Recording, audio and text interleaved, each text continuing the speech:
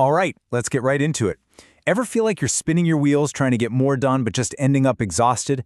Well, you're in the right place. We're going to break down decades of productivity wisdom from serial entrepreneur Dan Martell into a simple, powerful framework that can totally change the way you work.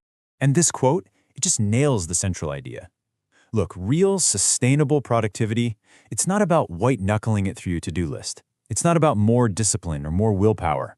It's about building smart systems that actually make being successful the easiest option. Now, here's what's so cool about where this comes from. Dan Martell actually developed these strategies to deal with his own intense ADHD. And think about that for a second. He took what many would call a weakness and he turned it into a superpower. How? By ditching this idea of relying on willpower, which, let's be honest, runs out for all of us, and instead building these reliable, automatic systems that don't drain you, they actually give you energy. So where do we even begin? Well, it all starts with the foundation, action and focus. I mean, before you can get all fancy with optimization, you've got to know how to start, right? And just as important, you need to know where the heck you're going. And the whole thing kicks off with this incredibly simple but game-changing idea. It's from David Allen's classic book, Getting Things Done, and it all comes down to one little number, 2. Yep, the 2-minute rule. You know those little tasks, responding to that text, sending that quick email, booking that appointment. If it takes less than 2 minutes, just do it. Don't even think about it. The more you put it off, the bigger it feels in your head. Seriously, you'll spend more mental energy remembering the task than it would take to just get it done. And all these little wins, they build up some serious momentum. And Jeff Bezos really hit the nail on the head here. That stress you feel, it's not from the work itself. It's from that nagging feeling of knowing you should be doing something, but you're not. Procrastination is a much heavier burden than the actual task ever is. Okay, so the 2-minute rule is great for clearing out the small clutter. But what about the big stuff? You know, the projects that actually matter, the ones that move you forward? For that, the magic word is focus. It's simple, really. You can't be productive if you don't even know what you're supposed to be producing. This is where the idea of a North Star metric comes in, a concept from growth hacker Sean Ellis. The idea is to find that one single number that tells you if you're winning or losing. So, for Dan Martell's company Clarity, that number was expert-driven signups. That's it. Every single thing they did, every marketing campaign, every line of code was judged by one question: does this move that number? It gave the entire team this incredible crystal-clear direction. So how do you find your North Star? It's actually a pretty simple 2-step process. Step 1, figure out your 12 power goals for the year. And this is for everything: work, health, relationships, the whole shebang. Step 2, and this is the part most people miss. You'll look at that list 3 times a day: morning, noon, night. Keep it fresh in your mind. Then, from that big list, you pick just 3 daily wins. 3 concrete things you can do today to get closer to those big goals. You get those 3 done, hey, you won the day. Simple as that. Stephen Covey said it best, right? The main thing is to keep the main thing the main thing. So once you know your big goals and your 3 daily tasks, take a hard look at your calendar. Does it actually reflect what you say is important? If your calendar is full of other people's priorities, you're not working on your main thing. All right, so we've got action and focus down. Now we're moving on to the next phase, and this is where the game really changes. It stops being about piling more stuff on your plate and starts being about taking things off. It's about subtraction, about clearing out the noise so you can protect your single most valuable resource. Think about it this way. Most people don't fail from starvation. They fail from indigestion.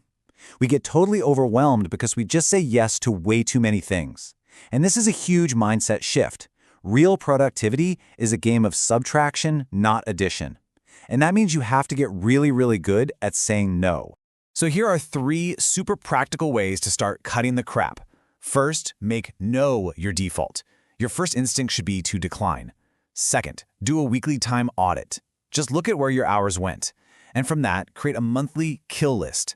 These are the meetings, the tasks, the subscriptions that are just not serving your big goals. You either delete them, delegate them, or automate them. No mercy. And finally, number 3, live in do not disturb mode. Seriously, turn off the notifications. You should decide when you engage with the world, not your phone. And this all points to a really fundamental shift in thinking. We're all obsessed with time management, but we're managing the wrong thing. Time is not your most valuable resource. Your energy is. I mean, you can have a whole day free, but if you're mentally drained and your brain is fried, what good is that time? You're not going to do your best work.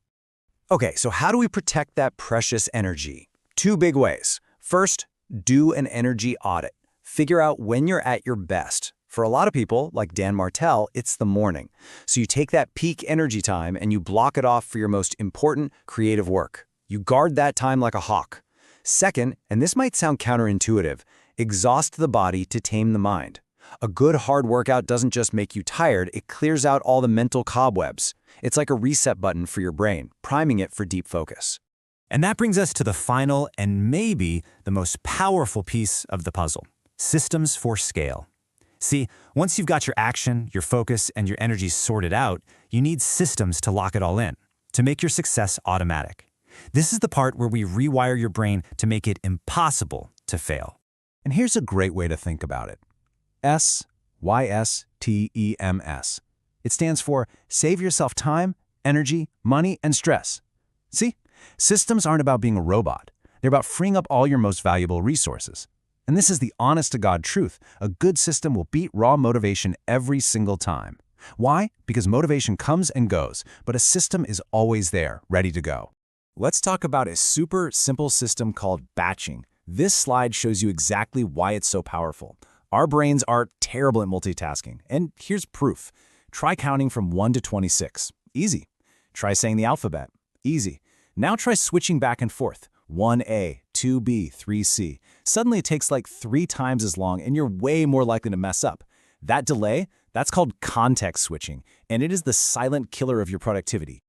So what's the fix? Simple. Batch your work. Do all your emails at once, all your calls in one block, all your creative writing in another. A few other essential systems to think about are DRY, which means don't repeat yourself. If you do something more than twice, make a checklist for it. And we're going to dive a little deeper into 2 more game changers: the 10-80-10 rule for delegating and how to standardize your meetings so they don't suck. Okay, let's break down this 10-80-10 rule. It's an absolutely brilliant way to hand off creative projects without losing control or quality. Here's how it works. You are all in for the first 10%. The big idea, the vision, the strategy, you set the direction. Then, and this is the hard part, you get out of the way and let your team do the heavy lifting, that middle 80% of execution. You only come back in for the final 10% to polish, make the final tweaks, and help ship it. It's genius. And what about meetings? The black hole of productivity? It's time to stop the madness. From now on, any meeting you're in has to have these 5 non-negotiable things. Number 1, a clear agenda. Number 2, one person who owns the meeting, the directly responsible individual. Number 3, a list of the actual decisions that need to be made. 4, crystal clear next steps. And 5, hard deadlines for those steps. If a meeting invite is missing any of these, decline it. It's not a meeting, it's just a conversation that should have been an email. Oh, okay. I can almost hear some of you thinking it right now. All these rules, all this structure, isn't that just going to crush my creativity, make me a robot? It's a fair question. It's the most common objection people have, and it's totally 100% wrong. Because here's the great paradox of productivity. It's actually the constraints that set you free. Think about it. When you have systems that handle all the boring, repetitive stuff, when your focus is automated and your energy is protected, what happens? Your brain is finally free to do the fun stuff, to create, to problem solve, to innovate. Structure isn't the cage, it's the launch pad. So let that sink in for a second. Structure doesn't limit your freedom, it creates it. When you automate the essential, you unlock your ability to be exceptional. So the only question left is, what's the first system you're going to build?